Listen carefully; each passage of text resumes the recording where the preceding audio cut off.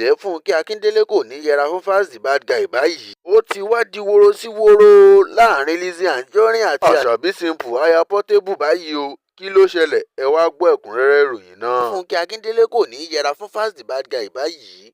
Ọmọkùnrin agbẹjọ́rò àti olórin nì Fọlárìn Fálànà tí àwọn olólùfẹ́ rẹ̀ mọ̀ sí Falz the Bad Guy ti ṣe mọ̀mí-mọ̀-ọ́ tí ó sì gbé àwòrán ibi mọ̀mí-mọ̀-ọ́ rẹ̀ náà sí ayélujára kí àwọn ènìyàn lè rí i, tí ó sì kọ síbẹ̀ wípé ó ti pẹ́ tí òun àti olólùfẹ́ òun ti ń bá a bọ̀. Ó tún kọ síbẹ̀ wípé ìgbésẹ̀ tí òun fẹ́ gbé pẹ̀lú olólùfẹ́ òun jẹ́ èyí tí ó dára jùlọ nínú ìgbésí ayé òun.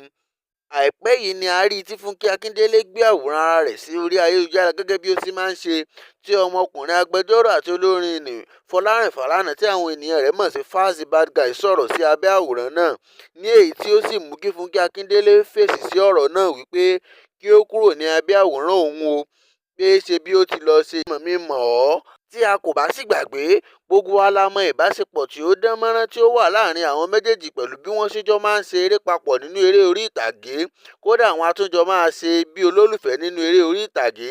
Ṣùgbọ́n báyìí tí ọmọkùnrin náà ti ṣe mọ̀mí-mọ̀-ọ́ báyìí, ó dàbí wípé inú Fúnkẹ́ Akíndélé kò dùn sí o, nítorí àǹfààní àtijọ́ ṣe eré olólùfẹ́ kò ní wáyé mọ́. Bẹ́ẹ̀ ni ọ̀pọ̀lọpọ̀ àwọn ènìyàn ń kọ sí abẹ́ rẹ̀ wípé òjòwú ènìyàn ní Fúnkẹ́ Akíndélé, wípé kóun náà padà lọ bẹ ọkọ rẹ̀ náà, wípé kí ó padà sí ọ̀dọ̀ ọkọ rẹ̀ kí wọ́n jọ máa gbé ìbápọ̀ tó dán mọ́rán.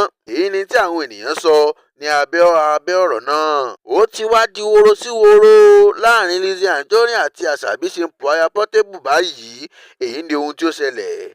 Ìjà burúkú tó ń lọ láàrin òṣèré ilẹ̀ wa tí ó ń ta ilé ta ilẹ̀ ta sọ́ọ̀nì Lizzy Anjorin tí àwọn olólùfẹ́ rẹ̀ máa ń pè ní èèyàn mẹ́sàn-án, àti ọmọkùnrin olórin ilẹ̀ wa tí ẹnu kò kì í sìn ní ara rẹ̀, Habib Òkìkíọlá Badmus tí àwọn tí ẹ̀ ń pè ní Portable ọmọ Ọlálọmí, ti gbé wàhálà rẹ̀ dé ọ̀dọ̀ òṣèré ilẹ̀ wa tí ó ṣẹ̀ṣẹ̀ ń dìde lágbo òṣèré tíátà, tí ó tún jẹ́ ọ̀kan lára ìyàwó Portable tí orúkọ rẹ̀ ń jẹ́ Ọmọbọ́lárìn Akíyanjú, tí àwọn olólùfẹ́ rẹ̀ sì mọ̀ sí Asabi Simple. Ṣebí Portable ló ta sí Lizzy Anjorin báyìí o, ṣùgbọ́n Lizzy Anjorin bá di ọmọbìnrin lọ́rùn mú, bí ó ṣe ń bú u ni ó sì ń ṣe àwọn èpè ńláńlá fún un.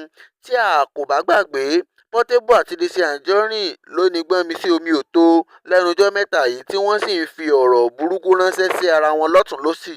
Ṣùgbọ́n Lizzy Anjorin ti fa ọ̀rọ̀ náà dé ọ̀dọ̀ Asabi Simple. Báyìí ni ó sì tún ṣe ń ṣẹ́ àwọn èpè ńláńlá ránṣẹ́ sí ọmọbìnrin yìí. Ṣùgbọ́n Portable ló kó ọmọbìnrin yìí wọ inú wàhálà rẹ̀ pẹ̀lú Lizzy Anjorin, pẹ̀lú bó ṣe ń ta sí Lizzy Anjorin tí ó ní tí ẹ̀ bá rí fíìmù ṣe mọ́ ẹ kó gbá wọlé. Àwọn ọmọ tí kò tí ì tó yín ń gbé fíìmù jáde. Asabi Simple tí ó ṣẹ̀ṣẹ̀ bẹ̀rẹ̀ gan ti gbé fíìmù bíi mélòó kan jáde, ṣùgbọ́n ìjà ni ẹ̀yin ń jà káàkiri ayélujára. Èmi ò fẹ́ bá elépè rìn o, olówó ni èmi fẹ́ máa bá rìn. Ọ̀rọ̀ tí Portable sọ ló bí wàhálà sí orí Asabi Simple lọ́rùn báyìí o, tí ó sì sọ ìyàwó rẹ̀ di ẹni tí Lizzy Anjorin ń jáde fún àti ẹni tí wọ́n ń rojọ́ ìpèlé lórí lóríṣiríṣi. Lẹ́yìn tí Lizzy Anjorin bú Asabi Simple tán ló padà sórí Ìyábọ̀ Òjó.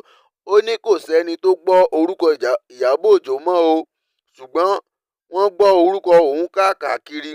Ó ní kò sí fíìmù Ìyábọ̀ Òjó kankan mọ́ tí àwọn ènìyàn lè tọ́ka sí tàbí tán lè sọ ohun tó wà níbẹ̀, ṣùgbọ́n àwọn ènìyàn sì ń dárúkọ àwọn fíìmù tí òun ti ṣe. Bẹ́ẹ̀ ni olóyè Lizzy Anjorin láwà wípé òun ti kọjá fíìmù ṣíṣe. Ní báyìí kò tíì sí ẹni tó mọ̀ bóyá Asabi Simple máa jáde láti fún un ní èsì rẹ̀